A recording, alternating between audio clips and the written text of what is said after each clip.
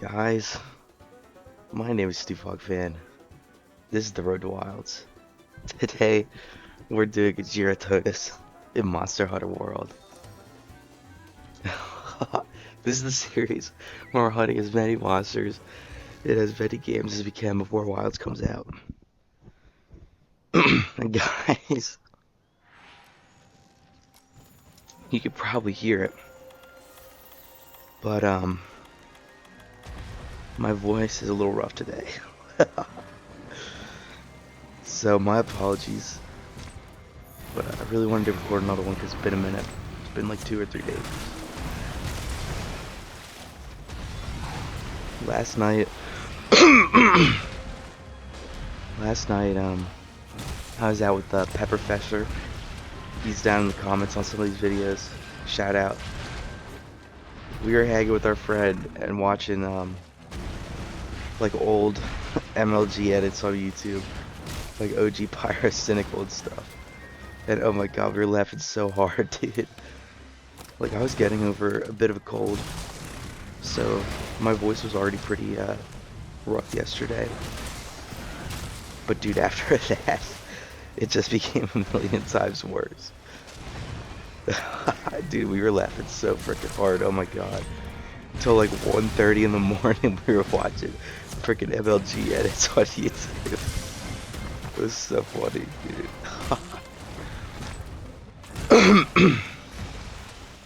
In case you guys don't remember, on the last episode, I talked about how I tried to fight this guy, but the recording kind of messed up halfway through with the microphone. Hopefully this doesn't happen today, because I want to kill this guy finally. I want to get him out of the way. I really don't like this monster that much, you guys. It's not really that interesting in my opinion.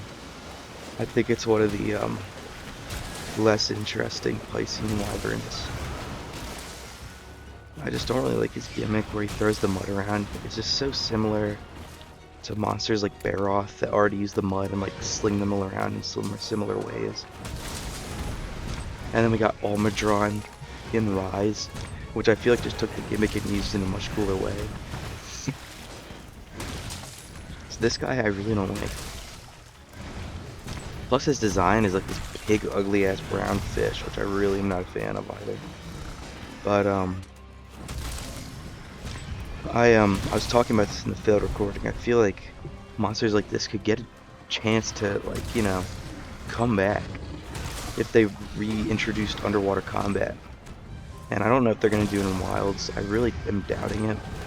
It seems like they're putting a lot of emphasis on the above ground locales and just like making them unique with different states and stuff.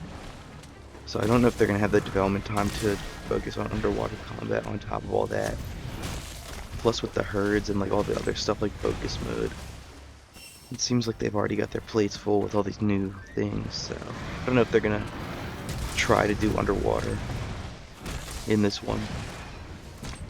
But I feel like they could give Jyuratodus another chance if they did bring it back underwater. I feel like it'd be cool if during his fight he could like fling the mud around and make the water all like dark and murky, so you feel like it would be hard for you to see while you're trying to fight him. That could be really cool, I think. But yeah, guys, speaking of underwater, how do you guys feel about the animations? Because ever since they got rid of underwater after 3, every single fish monster kind of just swims on like this shallow water. Like, we're standing right now, but Jyuratodus is swimming in it. It just seems so weird to me. Like, we're running around, but he's able to be fully submerged. It's really weird in my opinion. And I really don't like it that much. But yeah, I would love to see them bring underwater combat back, guys. My favorite monster is Legiacris from 3. It was my first game. He was the flagship of my first game, so he's always had a special place in my heart. And I just really love his fight. The way he uses electricity to like flow through water makes him really threatening.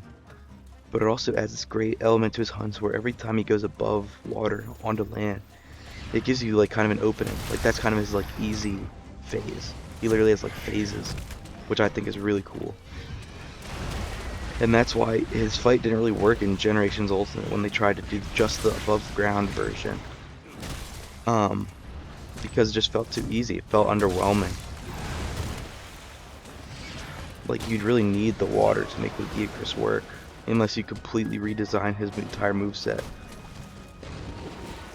So we'll see what they do, guys. They were trying to put Jyuratodus into World.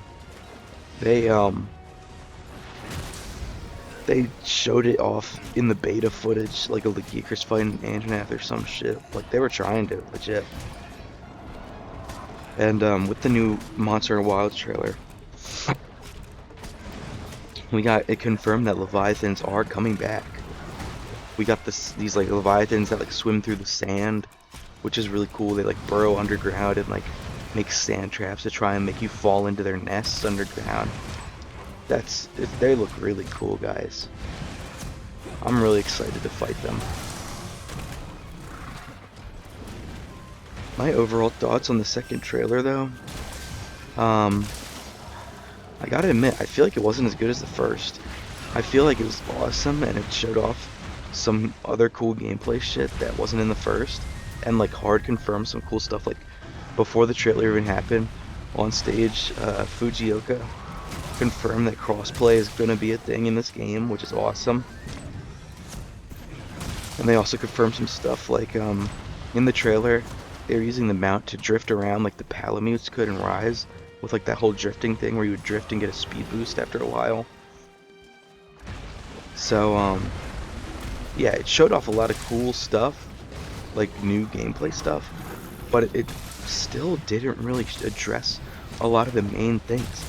Like, I feel like a lot of people, myself included, were going into this hoping it would just be like a combat heavy trailer focusing on the new focus mode or something like that, actually explaining it in detail, because we really don't know much about it still. But it didn't, I don't even think they used focus mode once in the trailer. And they used the exact same weapons, greatsword and bowgun as, again, just like the first. So I was a little bit underwhelmed because they could have showed off so much more. And I feel like Gaijin Hunter put it the best. In case you don't know him, he's one of my favorite Monster Hunter YouTubers. He said that he was not underwhelmed by the trailer, but underwhelmed by what they could have shown if they didn't. And I think that is so true. They're really not giving us much to work with here, guys. It's like every single new trailer, they show us something but don't explain it. So it's like we're only getting like half the info here. We really don't know what's going on completely. But at the end of the day, I'm not really that mad, because it would be cool. Like, I feel like, unlike their last few games, this one they're leaving a lot of secrets. They're not revealing like crazy amount of stuff before the game comes out, which is awesome. Oh my god, and we got a Wyvern gem, guys. That's our second gem of the series. But yeah, as for the trailer, I feel like at Gamescom, they're going to be showing off way more. Because in case you guys missed it, in the last Summer Games Fest trailer, they announced they will be at Gamescom this year. And not only will they be showing off a new trailer, but they will have the first hands-on playable demo. So obviously that's where we're going to be getting a lot of the information, guys. There's going to be YouTubers there recording it, recording their gameplay.